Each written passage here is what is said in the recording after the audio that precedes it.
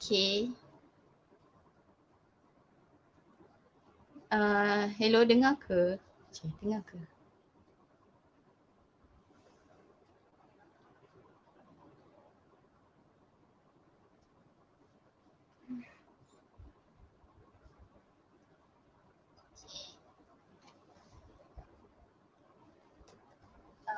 Hello, dengar ke?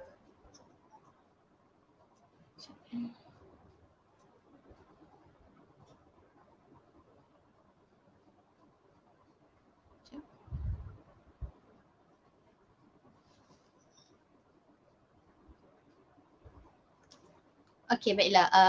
Bismillahirrahmanirrahim. Assalamualaikum warahmatullahi wabarakatuh.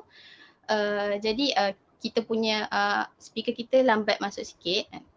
Uncle Kentang masuk lambat sikit. Jadi before that saya nak mengalu-alukan kedatangan semua yang ada dekat Facebook. Sekarang ni My Heart sedang menjalankan satu program yang kita panggil adalah Health Fair Start Online. Health Fair dalam program ni kita ada sediakan, kita jalankan macam-macam perkongsian-perkongsian menerusi Facebook Live. Jadi untuk pagi ni kita punya topik adalah berkaitan sukarelawan. Jadi sebelum Uncle Kentang masuk saya nak ajak lah semua yang ada dekat Facebook sekarang ni untuk share live ni kat semua kenalan-kenalan Facebook yang ada, semua kenalan family ke, kawan-kawan ke, jiran-jiran ke, share semua supaya kita semua dapat manfaat lah daripada perkongsian kita ni, insyaAllah. Saya nak cerita sedikit lah berkaitan Health Fair Start Online ni. Jadi kita My Heart telah start HFO ni kan. Dia punya singkatan adalah HFO pada hari ini 3 Ogos dan akan berakhir pada 9 Ogos nanti. Jadi slot pagi ni adalah slot yang pertama dalam HFO ni. Okey, jadi sepanjang kita punya perkongsian penonton yang ada dekat Facebook adalah sangat-sangat kita open lah untuk nak tanya soalan ke atau nak berkongsi cerita lah kan dekat chat tu nanti. So nanti kita akan tanyakan lah soalan tu dekat speaker kita. Dan juga terdapat banyak topik-topik yang menarik yang akan kita bincangkan lah. Antaranya vape, body shaming, COVID-19, beauty tips, mental health and banyak lagi lah topik-topik yang menarik yang akan kita bincangkan. Okay, jadi apa lagi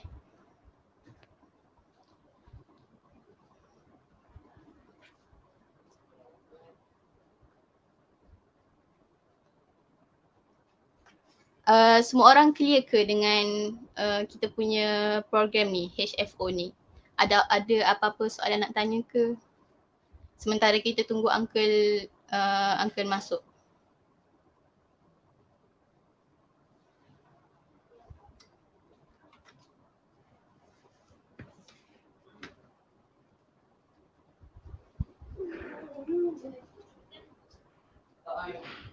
Okay. Hello Uncle. Hai, selamat pagi Hai, semua selamat pagi. Dan salam sejahtera, salam sayang Malaysia. Dengar? Okey. Salam sayang Malaysia. Dengar. Salam sayang Malaysia juga. Okay.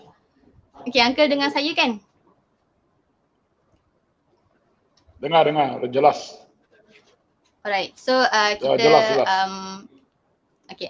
Jadi kita start kita punya perkongsian kita pada hari ini, pada pagi ini, dan sebelum tu saya nak kenalkan dulu diri saya.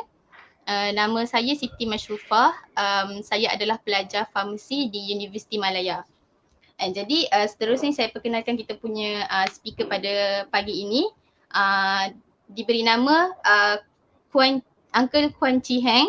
ataupun nama glamournya adalah Uncle Kentang. Jadi Uncle Kentang ni adalah pengasas community policing Malaysia. Dan juga beliau merupakan seorang aktivis sosial yang telah banyak membantu masyarakat kita di luar sana. Jadi seterusnya saya mengalu-alukan lagi kedatangan penonton-penonton kita di Facebook, dan jangan lupa untuk sharekan live kita ni pada semua kenalan kita. Okey, kita teruskan dengan kita punya perkongsian kita. Jadi saya nak tanyalah satu soalan kan ke Uncle. Pada pendapat Uncle, apakah itu kan sukarelawan? Apa maksud sukarelawan sebenar bagi Uncle?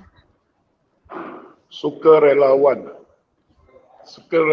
adalah orang yang akal dia tak betul sikit.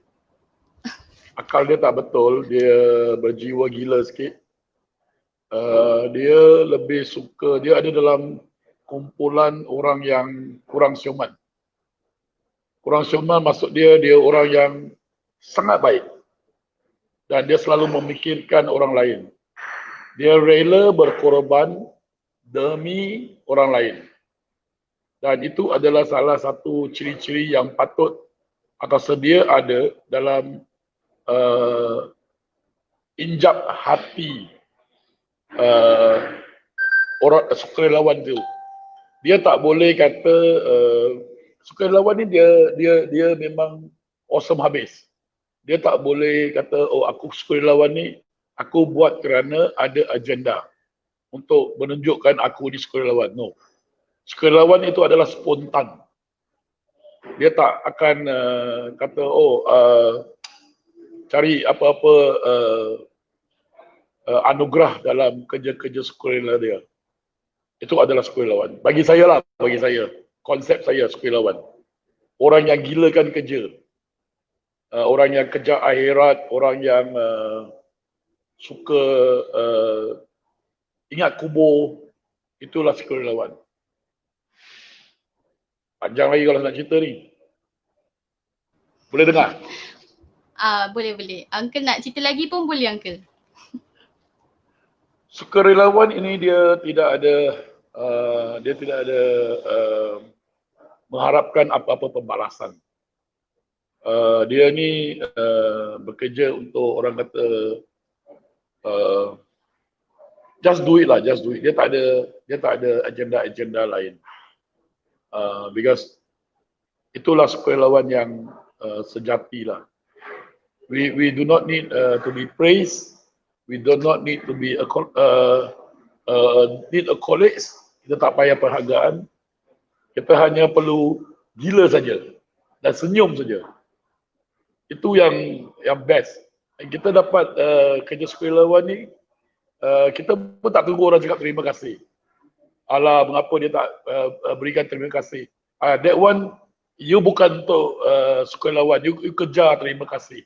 So itu terima kasih pun kita tak peduli.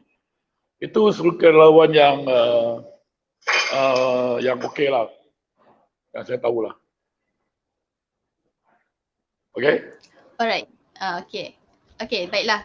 Jadi kan daripada pendapat Uncle kan betul lah.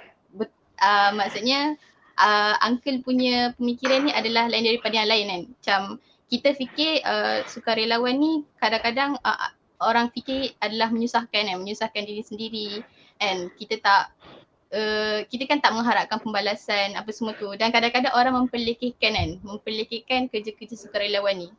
Jadi kadang-kadang saya pun adalah seorang sukarelawan aktif My Heart, and jadi kadang-kadang adalah soalan-soalan yang ditanyakan kan, buat sukarelawan ni ada dapat gaji ke, ada dapat allowance ke kan, ataupun kita diberi bantuan ke, macam tu lah. Jadi pada pendapat Uncle lah, macam mana kita nak apa pendapat Uncle berkaitan statement orang kata kalau buat kerja sukarelawan ni dapat gaji ke tak? Saya dia memang dapat gaji. sukarelawan ni memang dapat gaji. Apa tak dapat gaji? Tapi gaji kita ni dengan bonus dengan gratuity sekali semua akan dapat di akhirat. Dia dapat di akhirat. Kita ni bukan kerja gaji. Sukarelawan ni dia bukan kerja gaji di dunia. Dia kerja gaji. Pastinya Tuhan telah janjikan bahawa anda akan dibayar bila kamu tiba di akhirat nanti.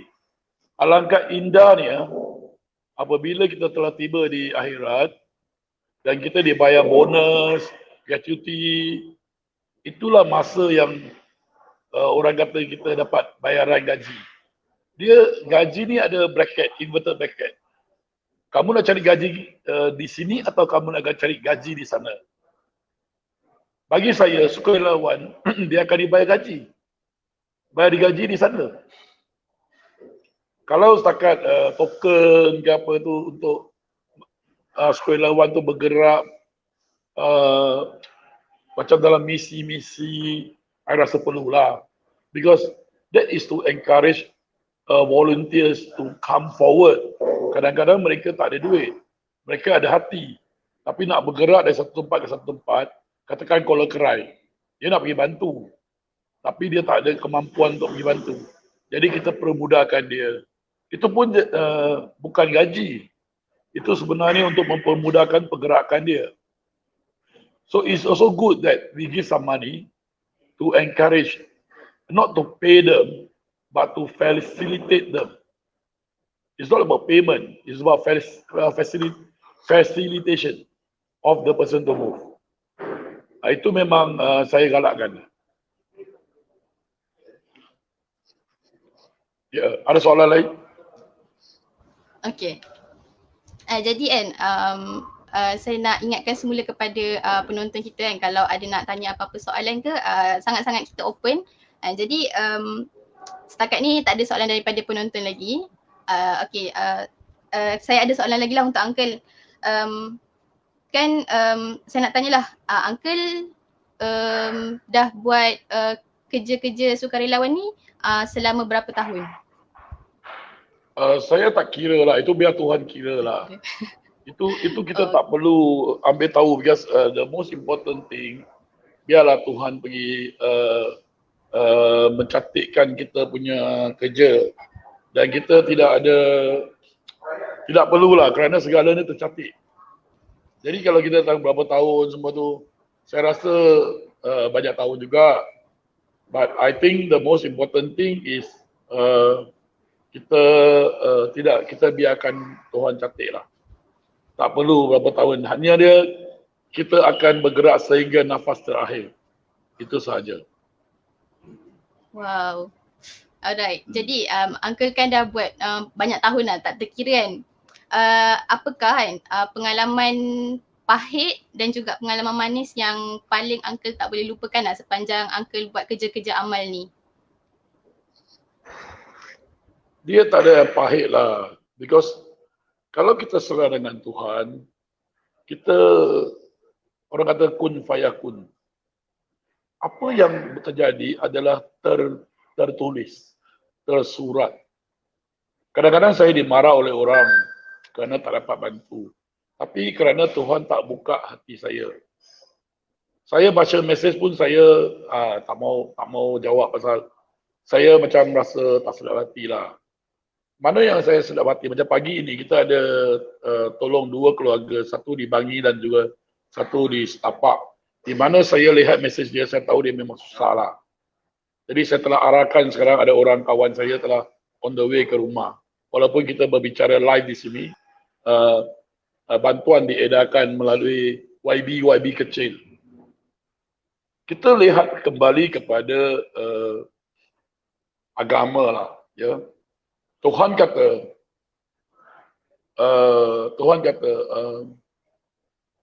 manusia yang sebaik-baiknya adalah manusia yang dirujuk. Jadi kita buat kerja sukarelawan ni sebenarnya adalah di bawah orang kata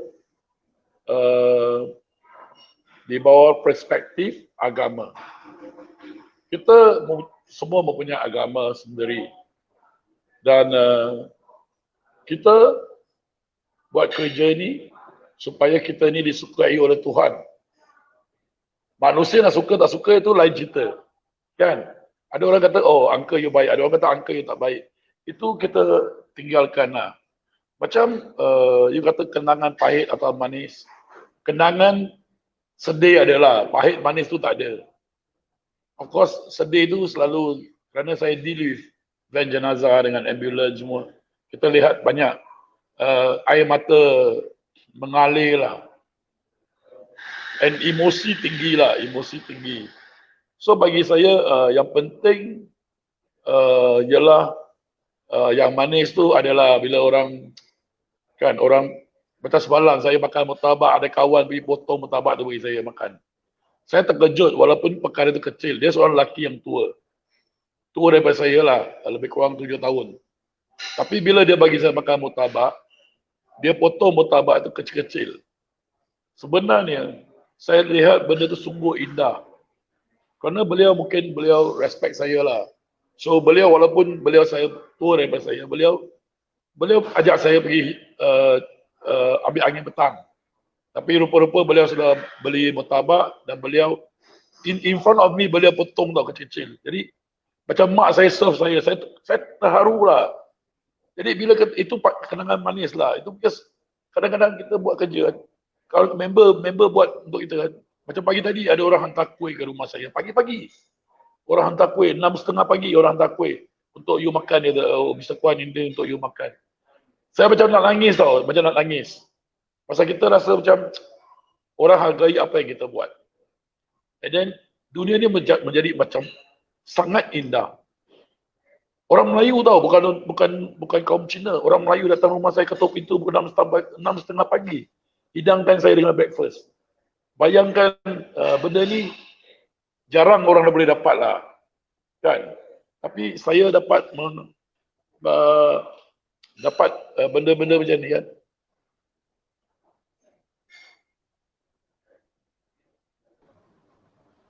Okay. Jadi maksudnya kita buat aktiviti sukarelawan ni kan, maksudnya pengalaman-pengalaman pahit tu jaranglah nak berlaku kan. Sebab semuanya manis-manis sebab kita suka kan. Kita suka apa yang kita buat, kita rela dengan apa yang kita buat. Jadi maksudnya segala yang manis-manis je lah yang kita dapat. Betul tak Uncle? Dia tak ada pahit lah. Pahit tu kerana kamu kecewa. Kamu kecewa bila kamu nak mengharapkan sesuatu. Apabila kamu membuat kerja sukarelawan ni, kamu berikan hati kamu. Jadi kalau kamu berikan hati, macam mana tangan mau menerima balik? Tak boleh. So when you give your heart, how can you take back with your hands? So kita tak fikir orang nak balas kita ke tidak lah. So pahit tu kerana kamu kata, oh mungkin mengecewakan. Saya kata sedih adalah, sedih maksudnya kita lihat, oh orang tu sedih kan. Sedih tu memang ada. Tapi pahit bagi saya tak ada. Because kita tak mengharapkan apa-apa. Jadi tiada kekecewaan dalam situ. Oh saya tolong kamu tak ucap terima kasih ke apa. I think that one because you want the terima kasih. So itu adalah kamu akan merasa kecewa kerana mungkin kamu alah makcik tu aku bagi dia makan sedap pun dia tak ucap terima kasih. So kamu kecewa. Itu kenangan pahit. Bila orang marah kamu, kamu ni, kamu beri aku sardin pun cap apa benda bola pingpong. Patut dapat sardin cap ayam.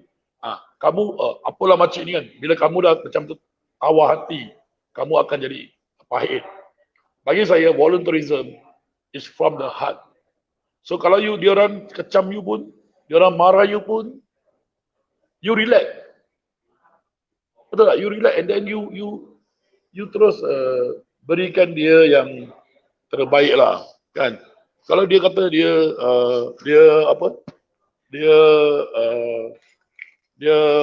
I pergi luar sekejap pasal dia sini dia berdengung. So I nak volunteers tahulah, when you give with your heart sincerely, you tak akan rasa apa-apa kekecewaan lah. Itu yang paling penting lah. Jadi sini tak ada dengung sikit. Okey, saya duduk sekejap. Okey. So, explanation saya okey? Okey Boleh? Uncle. Baik, terbaik. And jadi kita ni sebagai sukarelawan, kita tak mengharapkan apa-apa balasan lah. Jadi ada soalan daripada Facebook. Dia tanya Uncle, macam mana nak ubah mentaliti masyarakat tentang apa yang Uncle cakap tentang gaji tu. Kadang-kadang orang pertikaikan kerja-kerja volunteerism yang kita buat. Boleh ke Uncle share tips untuk hadap kritikan-kritikan masyarakat ni? You buat ni kerana Tuhan atau you buat kerana you nak dengar orang cakap? Kalau you buat kerana Tuhan, you buat je lah. Kalau you nak buat demi untuk dapatkan pujian orang, mampus nanti jadi semua jadi rosak. Because kita ni bila kita kecewa, maksudnya kita buat kerja baik ni tak ada orang puji. Come on lah. Bila kamu buat kerja baik, Tuhan dah catat. Tuhan dah catat. Itu dah satu kebaikan. Kamu tak perlu lagi orang kata ask for glamour lah, apalah. Saya semua ni sulatan tadi. Bila kamu tenang, kamu bersangka baik, husnuzon, kamu semua bersangka baik. Bila orang kritik kamu gembira lah pasal kamu jadi orang yang boleh dikritik. Kalau tak dia nak kritik siapa? Dia nak kritik pokok, dia nak kritik kambing, kan? Dia nak kritik gunung, bukit, tak ada kan? So kamu bersedekah lah dengan kritikan tu. Bila kamu berjalan bersama Tuhan dan niat kamu ikhlas, kamu tak takut siapa pun. Bila kamu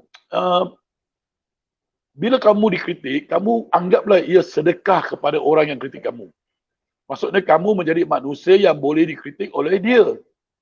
Kalau tidak, dia tak ada tempat nak kritik, dia tak ada tempat nak lepaskan geram dia. Kamu jadi tempat lepaskan dia bergeram lah, relax lah. Kerana akhirnya, bila kamu sampai ke akhirat, kamu akan tersenyum. Tuhan akan kata, wahai manusia, hari itu si Abu kritik kamu. Tapi kamu ketawa dan kamu senyum.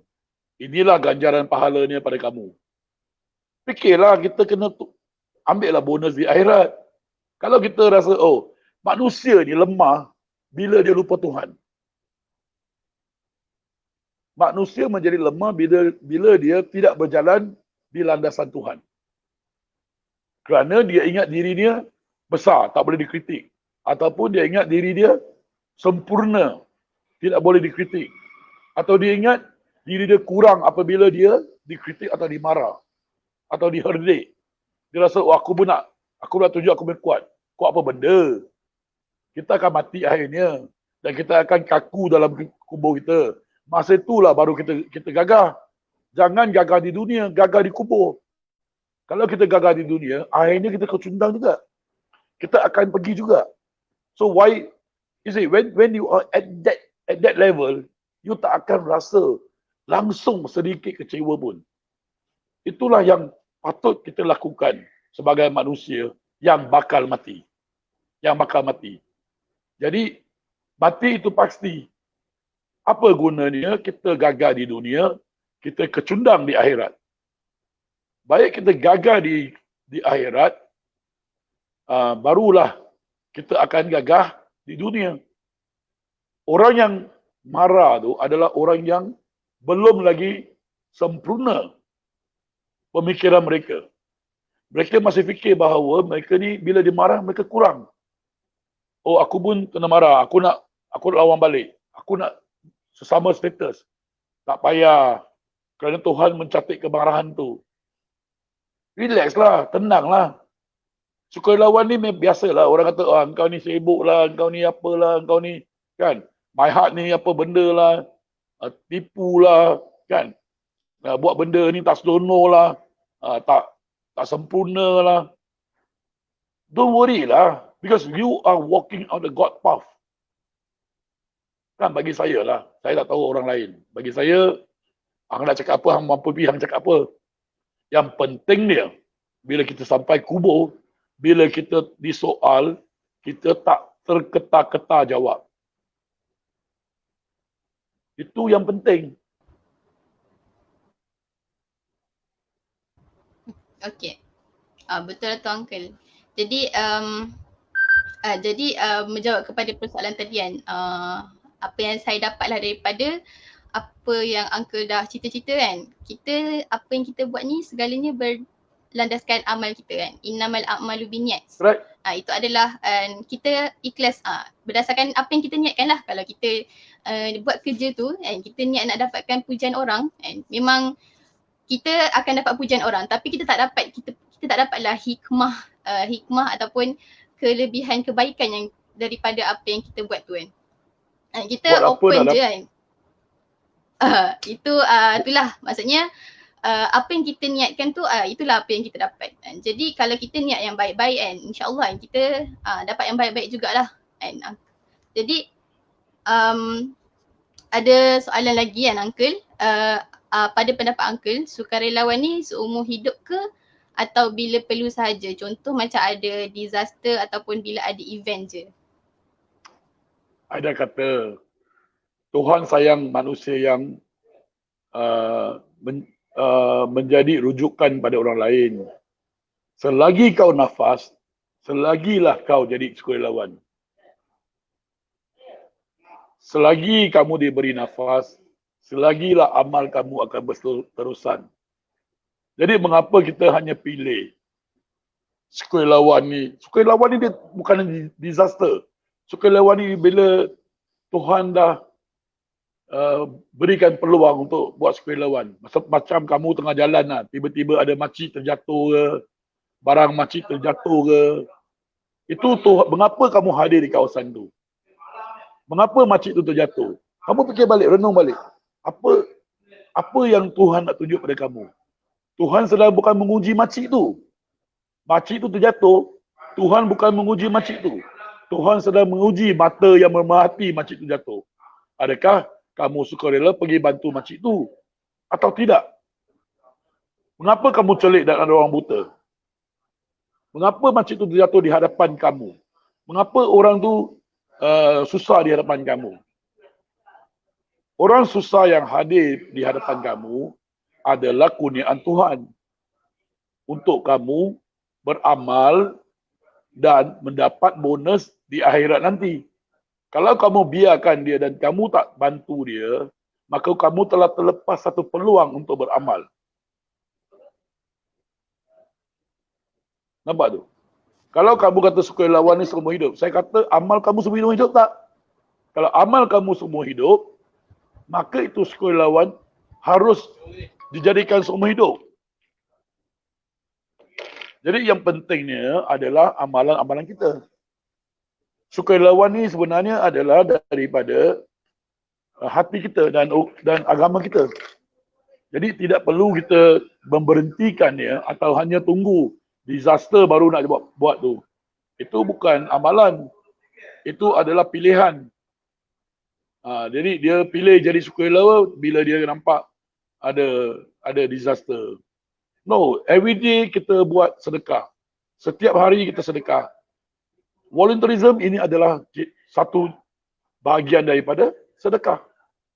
Kamu sedekahkan pengetahuan kamu, masa kamu, kudrat kamu untuk mereka yang memerlukan, yang mana Tuhan telah memberikan peluang pada kamu. Okay? Okey Uncle. Jadi maksudnya kita ni nak sebagai sukarelawan tu adalah bukan pilihan dalam hidup kita. Selagi kita bernafas, selagi kita hidup dekat muka bumi ni kan, kita peluang untuk maksudnya sukarelawan tu adalah cara macam mana? Adalah sebagai cara hidup lah sepatutnya kan? Correct. Betul. Alright, jadi maksudnya kita ni sebagai manusia kan, seharusnya lah kan kita ni ada kesedaran untuk kita ni ada perasaan yang suka nak tolong orang, perasaan suka nak kalau dengar macam ada apa-apa orang nak minta tolong ke, kita lah sepatutnya jadi orang yang first sekali kan nak bagi pertolongan. Jadi macam kalau saya sendiri kan sebagai sukarelawan MyHeart dan juga sebagai seorang pelajar, jadi benda tu adalah kadang-kadang orang fikir macam mustahil ataupun impossible lah kan nak dengan belajarnya, dengan sukarelawannya. Tapi kita ni kita tahu kan, kita buat something tu untuk kita dapatkan something juga kan. Kita belajar kan untuk dapatkan ilmu kan. Kita buat sukarelawan kan, insya-Allah kan untuk kita punya macam uncle kata tadi, untuk gaji kita dekat akhirat nanti. Jadi saya sangat-sangat terinspirasi lah dengan apa yang uncle dah sharekan tadi. Seterusnya saya ada soalan lagi. Okey, apakah elemen berharga yang tak semua orang dapat bila kita ni buat aktiviti sukarelawan ni? Dia ketenangan diri lah. Satu, ketenangan diri. Bila kamu nak tolong orang, kamu akan rasa kamu tenang, aura dia positif, kamu yakin. Bila kamu ada sifat-sifat menolong orang, kamu rasa awesome. Sendirilah, shock sendiri. SS lah. Sindrom SS.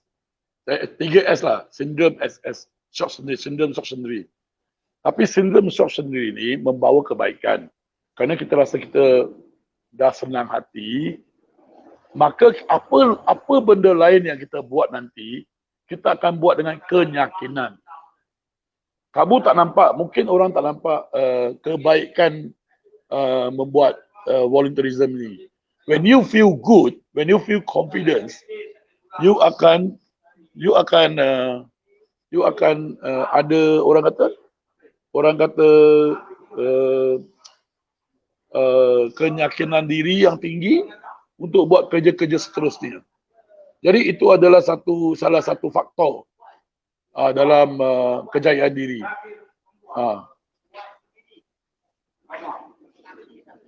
Ya? Okey. Jadi maksudnya Boss. uncle kata Okey, maksudnya tadi uncle kata adalah ketenangan dan juga keyakinan. Jadi saya pun berbalik kepada diri saya lagi sekali kan. Saya teringatlah saya dululah seorang yang macam introvert tau. Seorang yang introvert, pasif dan juga macam kalau jumpa orang yang baru tu, saya ni bukan orang yang first kali lah yang tegur orang tu. Bukan yang pemula perbualan. Jadi lepas bila saya ni involve dalam dunia sukarelawan ni, saya ada join macam Feed the Homeless. Feed the Homeless ni kita bagi makanan dekat orang-orang kat gelandangan, orang-orang gelandangan. Kita masuk kampung, bagi bantuan dekat rumah anak yatim, rumah orang tua, dekat kampung orang asli. Jadi kat situ saya belajar self development. Dekat situ saya perbaiki diri saya. Di mana bila saya daripada seorang yang introvert kan, seorang yang macam malu nak tegur orang kan. Jadi saya dapat ubahlah sikap tu kan. Sebab itu adalah semuanya adalah untuk kebaikan diri saya sendiri kan.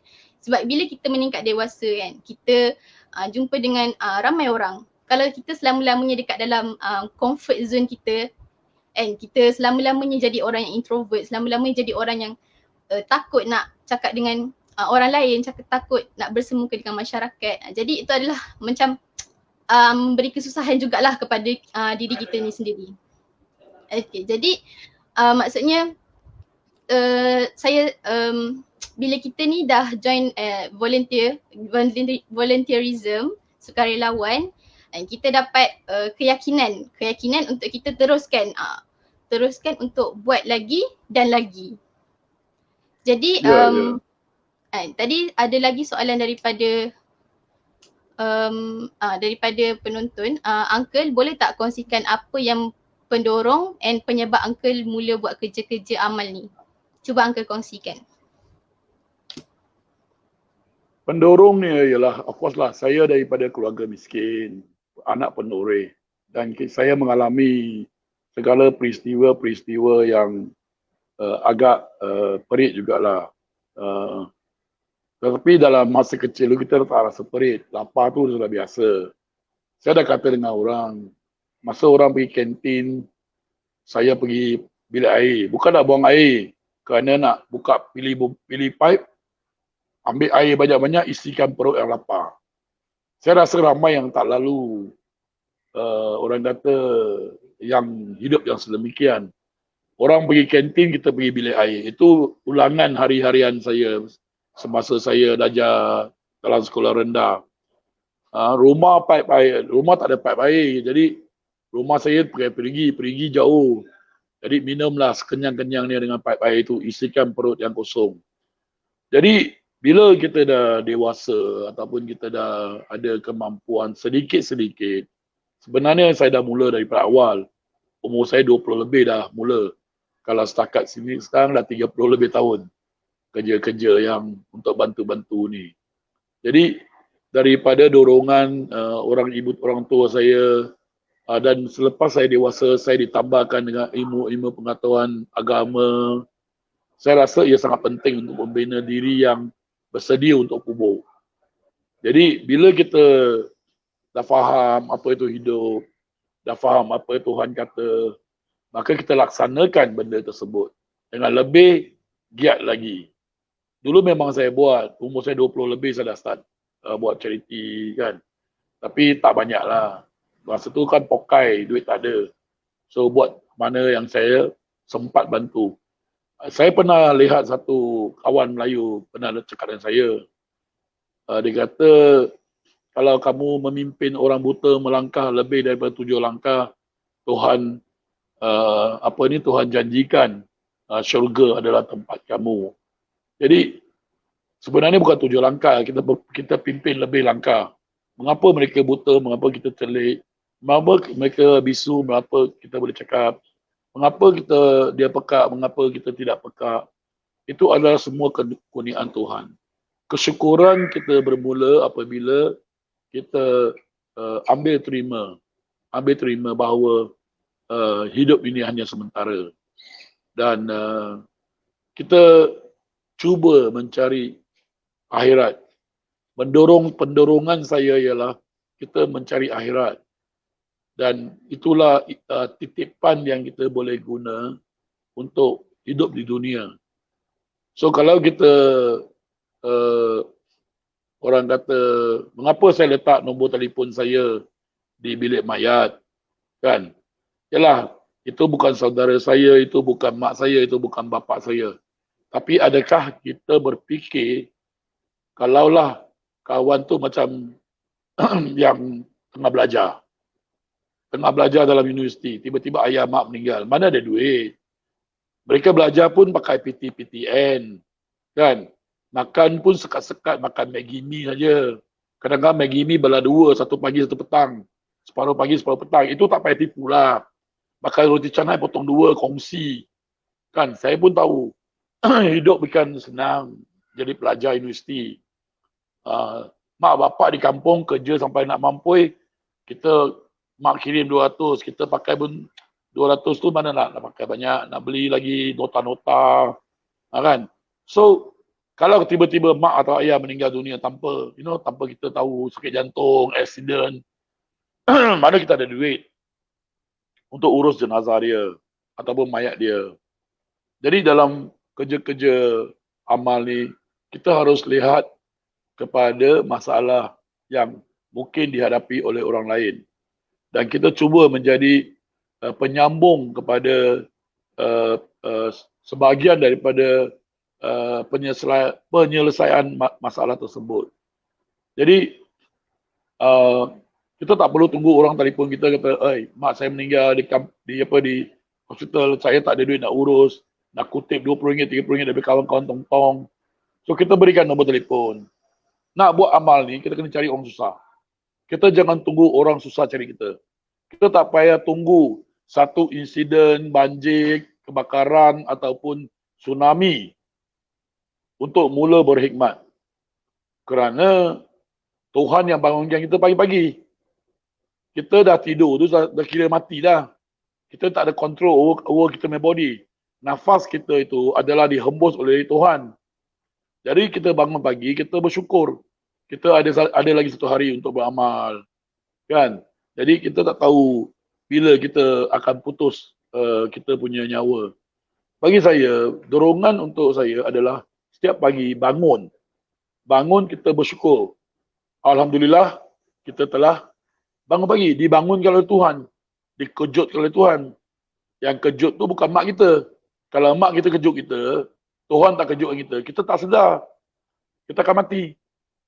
Mak tu sebagai perantaraan antara Tuhan dengan kita. Mak dan ayah kita kejutkan kita. Memang mak dan ayah kejutkan kita. Tapi siapa yang bangunkan kita? Tuhan. Kalau Tuhan kata kamu tak bangun hari ni, tak bangun lah kamu.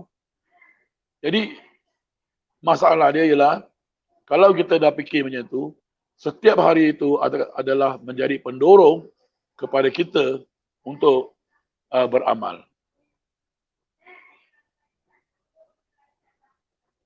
Betul tak? You ada makan Maggi mee separuh-separuh ada pernah makan?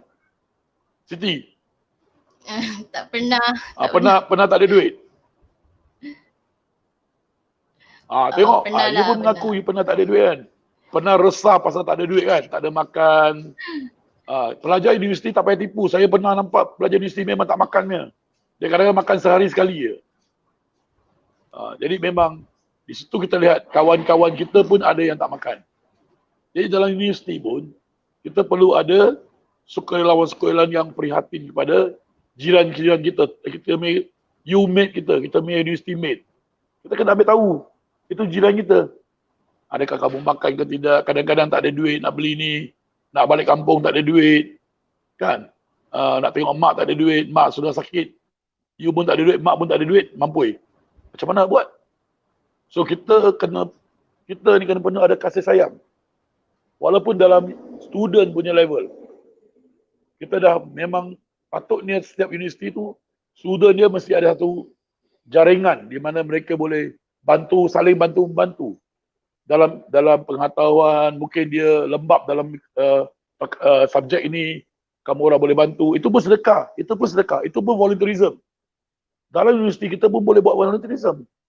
Bukan saja di luar. Kawan-kawan yang lemah dalam subjek ini kita buat kelas bimbingan, kita bantu dia. Kita yang lemah ni kita minta tolong dengan orang lain. Kita yang makan Maggi mee kita bagi separuh pada kawan kita. Jangan kita telan semua. Kan? So di sini kita dah start pupuk budaya begitu. Okay? Alright. Okay. Jadi maksudnya kita ni banyak memberilah, banyak walaupun tadi saya tak pernah makan Maggi pecah dua kan. Tapi saya pernah makan Maggi kongsi dengan kawan sebungkus. Jadi dikiralah kan kita kongsi-kongsi makanan dengan kawan-kawan kita. Jadi sukarelawan ni juga tak semestinya kita ni bantu dari segi duit kan, betul tak? Tadi Uncle ada mention juga kita kalau kawan kita lemah dalam pelajaran ke, kekurangan makanan ke, and kita tolong ajar dia, kita bagi sikit makanan kita kat dia kan. Tak semestinya semua orang tu minta duit kan, betul tak Uncle? Kan? Yes. Jadi sebelum ni saya ada nampak lah Uncle ada buat perkhidmatan van jenazah RM1, lepas tu ada ambulans and so on. Jadi macam mana Uncle boleh ada idea ataupun apa yang menyebabkan Uncle start buat benda tu? Kita lihat daripada orang kata the missing link tau. You akan jadi ahli farmasi yang bagus. Ada orang akan jadi doktor yang bagus. Tetapi bayangkan kalau kamu duduk di mana? Kamu tinggal di mana? Kampung? Kampung saya sekarang saya dekat Keluang, Johor. Okay, kampung kamu di Keluang, Johor. Kampung. Okay. Katakan Keluang, pesakit, katakanlah ada makcik di kampung Keluang. Dia susah, dia sakit. Dia mau pergi ke hospital. Adakah dia mampu? Kalau dia ada RM30, makcik tu akan simpan, sifat manusia ni, mak, dia akan simpan RM30 tu, dia akan bagi anak makan. Betul tak? Jadi, lepas kamu graduate, ada yang doktor, ada ni. Tapi, makcik tu akan tertinggal dalam kampung. Dia nak pergi ke hostel besar di Johor Bahru, dia nak naik bas macam mana. Dia belum sampai, dia nak naik bas daripada Keluang pergi Air Hitam pergi ke Johor Bahru Central, dia akan naik lagi bas, tukar bas pergi. Berapa kali bas dia nak tukar? Makcik ni dia bukan boleh naik Grab, naik taksi, dia tak ada duit. Jadi, bila kita lihat logiknya, macam van jenazah. Van jenazah, saya dah kata, kalau kamu sedang dalam pengajian, macam kakak saya masa itu dari UKM, ayah saya meninggal, mana dia ada duit? Dia belajar pun pakai scholarship. Jadi dia nak urus ayah dia macam mana? Kita ni, manusia ni, balik kepada agama. Manusia ni yang baik ni, adalah manusia yang disukai oleh Tuhan ni, adalah manusia memikir untuk orang lain. Tak kala kau memikir untuk orang lain, Tuhan akan memikir untuk kamu. Yakinlah bahawa Tuhan akan memikir untuk kamu. Kita lihat mana ada kekosongan yang perlu dibantu, seperti van jenazah. Kita buat van jenazah di Lembah Kelang kerana semua hospital pakar ada di Lembah Kelang. Orang dari Terengganu, Perak, semua Pahang, Kedah akan datang ke sini untuk berubat. Sekiranya mereka berubat dan mereka gagal dan mereka nak balik ke kampung, jenazah nak balik ke kampung, perlu bayar 1,400 atau 2,000. Jadi, adakah waris mampu bayar begitu?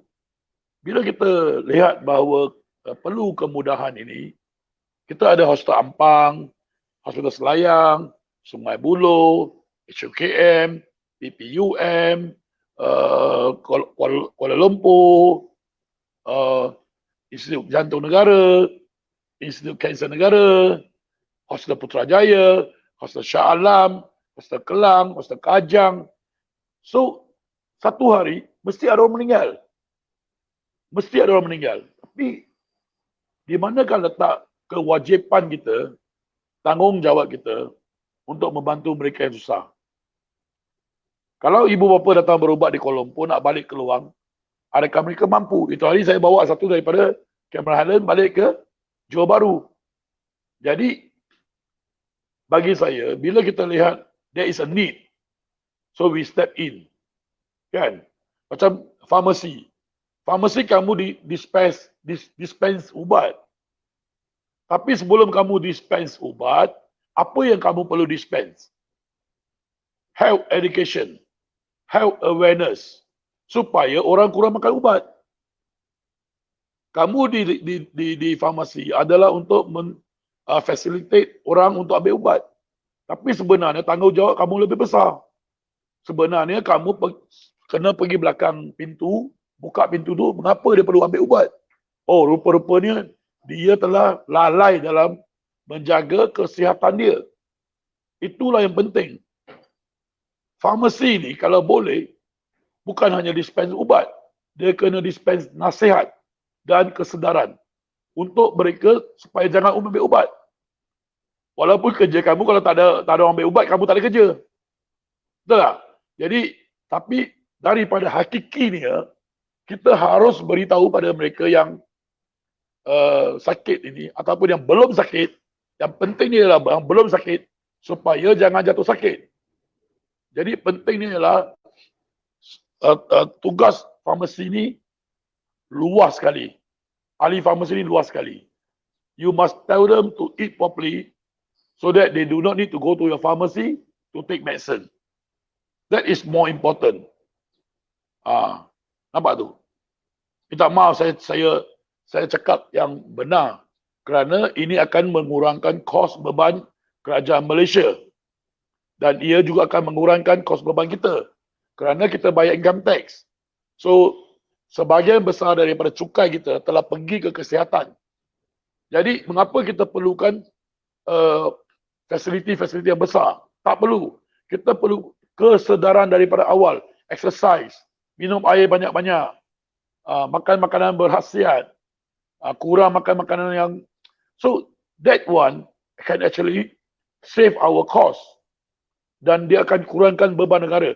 Itu tanggungjawab besar kamu untuk memaklumkan pada mereka sebelum mereka ambil ubat. Jadi, di sini nampaknya farmasi ini mudah. hanya dispen ubat, tapi tidak. Kamu kena dispen nasihat, kesedaran. Nampak itu? Jadi bila kamu pergi, makcik sakit kencing manis, kamu kena beritahu, makcik tu sakit manis, kencing manis, kerana dia tak jaga makanan, dia ni, dia lalai, kan? So, kamu kena sedarkan orang-orang kampung keluang tu. Kamu sedarkan mengapa kita perlu exercise, kita perlu bangun pagi exercise, kita perlu tidur yang cukup, supaya kita tak perlu makan ubat.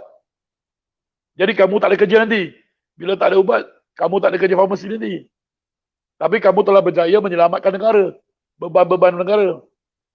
Okey. Ada apa lagi? Okey.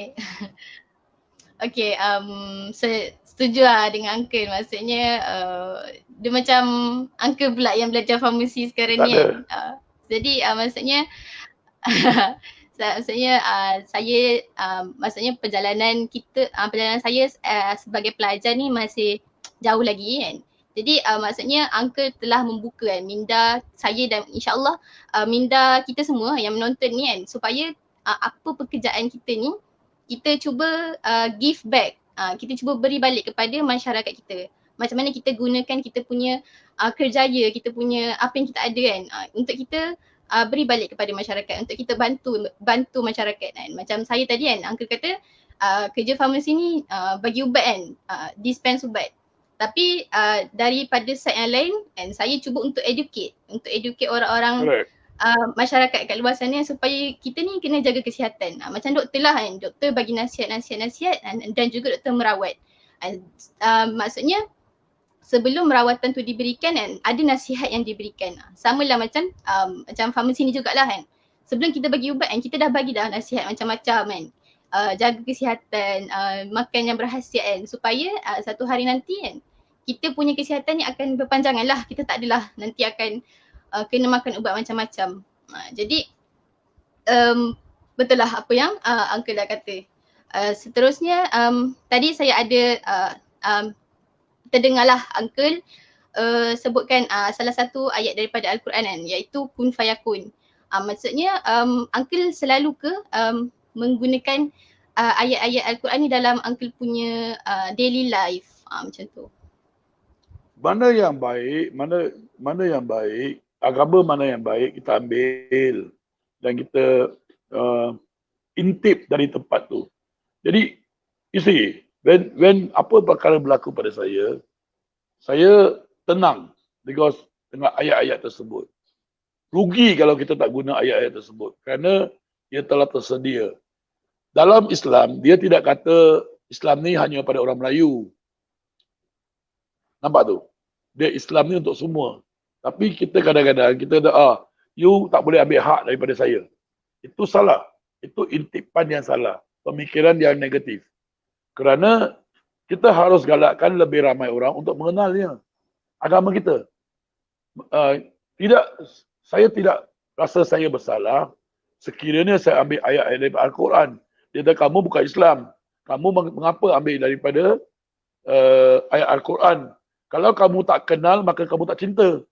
Jadi bila kamu nak kenal dia, kamu gunakan dia. Jadi bila kamu kenal, baru kamu boleh cinta. Takkan tiba-tiba kamu cinta benda tu. Kan? Jadi bagi saya, ayat-ayat yang seberupa macam tu, memang perlu. I'm on live, I call you back. I'm on live, I call you back. So, yang penting ni ialah kita lihat bahawa ayat-ayat Quran ni mempunyai ciri-ciri yang boleh menyejukkan hati, menenangkan jiwa. Even to you, kepada kamu Siti. Kun fayakun ni adalah satu ayat yang sungguh powerful. Kalau boyfriend kamu lari, kamu tak perlu nangis. Kerana kamu lebih baik dari boyfriend kamu. Kun fayakun. Kamu ingat bahawa semua jadi, mungkin Tuhan dah sediakan satu boyfriend yang lebih kacak di hadapan yang kamu belum jumpa lagi, yang lagi awesome daripada boyfriend yang ada. So, bila kita pegang pada ayat Al-Quran, kita tak perlu takut dalam hidup kita. Dan never did God says that Islam tu untuk orang Melayu saja. Dan ia untuk semua. Jadi maka saya rasa tidak bersalah bagi saya yang belum lagi orang kata arif untuk menghayati apa-apa ayat dalam hidup saya.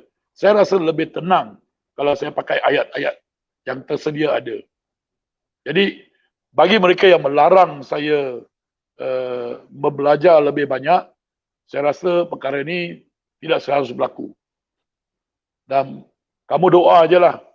One day, maybe kita tak tahu bila kita ditentukan oleh Tuhan untuk kita memeluk agama Islam ataupun lain. Jadi kita dia luas. Jadi bagi saya kalau nak jadi manusia yang baik, ambillah ayat-ayat daripada Al-Quran dan praktis dia. Dan kamu macam saya kata tadi kun fayakun tu. Kun fayakun tu kalau boyfriend kau lari, kamu mungkin ada Tuhan dah sediakan satu boyfriend lebih cantik untuk you. Kan? Ini kita harus yakin. Kalau kita tak yakin, kita baca dan kita hafal ayat-ayatnya dan kita tak yakin, maka adakah kita memenuhi ciri-ciri sebagai seorang yang beragama? Okey. Okey, baik. Alright, betul lah. Maksudnya Islam ni bukan untuk Melayu sahaja. Islam ni untuk semua. Ya. Jadi boleh ke saya nak tanya lagi sikit kan. Apa satu ayat yang Uncle paling suka sekali dalam Al-Quran ni? Okey. Tuhan tidak membebankan kamu lebih daripada apa yang kamu mampu tanggung. So bila kamu hafal ayat ni, kamu kupas ayat ini, kamu akan tenang sentiasa. Tak akan kamu rasa kamu gusar. Beberapa ayat cantuman, beberapa ayat tu menjadi panduan hidup kepada saya. I do not mind telling you. Ini pun public tengok, dia orang tahu. Tapi saya lebih memegang ayat tu sebagai hidup saya. Dan saya tak ada rasa macam bila saya dalam dihimpit oleh apa-apa orang kata tekanan, saya akan fall back. Tuhan tidak akan membebankan kamu lebih daripada apa mampu kamu tanggung. So relax lah. Dan kun fayakun. Because apa Tuhan dah kata akan terjadi. Kan? Dan kita husnuzon, bersangka baik, bahawa Tuhan akan mendatangkan lebih rezeki yang berlainan. So 3 ayat ini cukup untuk menjadikan kita ni satu manusia yang sangat tenang di dunia dan juga di akhirat. Okay? Okay. Jadi alright. Jadi saya teringatlah apa ayat yang Uncle sharekan tadi adalah daripada surah Al-Baqarah, surah yang kedua, ayat yang ke-286. Jadi insya-Allah sama-sama kita dengan kita ingatkan balik ayat ni kan, sebab Allah dah bagi tahu kita ni, Tuhan dah bagi tahu kan, kita dia tak akan membebankan kita melainkan kesanggupan kita. Okay, jadi kita telah sampai ke penghujung kita punya perkongsian pada pagi ini. Jadi sebelum kita tutup, Uncle ada apa-apa kata-kata terakhir yang Uncle nak berikan kepada masyarakat, kepada penonton kita sekarang? Carilah mati dan kamu akan hidup di dunia dan juga di akhirat. Kerana itu adalah pasti. Saya rasa kalau kita semua tahu bahawa kita akan berakhir di dunia, pergolakan emosi, pergolakan kuasa, pergolakan harta akan lebih sempurna. Lebih sempurna. Minta maaf ada call masuk, kacau. Okay. So, itu saya nak berterima kasih lah. Saya doakan semua sihat dan tenang, serta murah rezeki, ceria selalu. Sayanglah mak dan ayah kamu. Kalau tak ada duit tak apa, telefon lah. Kan, kalau tak ada duit telefon, WhatsApp lah mak dan ayah di kampung. Jagalah mereka kerana mereka adalah aset yang terbaik nilainya. di dunia untuk kamu. Bila kamu hilang duit, kamu boleh ganti. Kamu hilang boyfriend, kamu boleh ganti. Kamu hilang power mana-mana, kamu boleh ganti. Tapi bila kamu hilang mak dan ayah, ia tidak ada gantian. Jadi bagi saya nak student semua, kamu sayanglah mak kamu. Bermulai daripada sekarang sehingga akhir hayat mereka. Dan jangan lupa mereka, kerana mereka lah berkorban untuk anda semua. Dan doa mak ayah di rumah kamu tak nampak, kamu tak dengar. Tapi Tuhan dengar. Jadi kita doalah untuk mak dan ayah kita. Sehinggalah akhir hayat mereka. Itu yang saya boleh sampaikan kepada anak-anak muda di universiti. Dan saya harap dengan ayat saya, ayat Quran, kata Tuhan tidak akan membebankan kamu. Kamu semua belajarlah rajin-rajin dan agar kamu semua sukses, agar kamu semua hidup bahagia dan juga kalau ada problem sangat besar, tak boleh settle, call uncle. Uncle ni sebagai ayah pada kamu orang. Dan saya harap saya dapat bantu kamu semua. Semoga kamu berjaya dan berbaktilah kepada negara, kepada ibu dan ayah. Ini adalah nasihat dari hati saya kepada kamu semua. Because saya pun ada anak, saya nak you orang berjaya dalam hidup. Seperti apa yang saya doakan untuk anak saya. Okay? Wah, sedih pula. Alright, jadi terima kasih kepada Uncle dan juga kepada kita punya penonton kan. InsyaAllah sama-sama kita kena work hard. Okay? Teruskan berusaha and kita betulkan balik kita punya mindset kan untuk kita ni jadi manusia yang menyumbang kepada orang lain. Jangan masuk politik. Jangan masuk politik. jangan kudakan oleh orang politik. Orang-orang muda ni senang dipengaruhi oleh orang politik. Orang politik semua tu tak ada guna ni orang. You jangan campur orang. Belajar kuat-kuat. Okay? Belajar kuat-kuat. Okay. Siapa nak masuk politik, saya ketuk kepala dia. Alright? Bye-bye. Okay, bye Uncle. Thank you. Kami pun doakan Uncle juga. Bye. Okay, bye.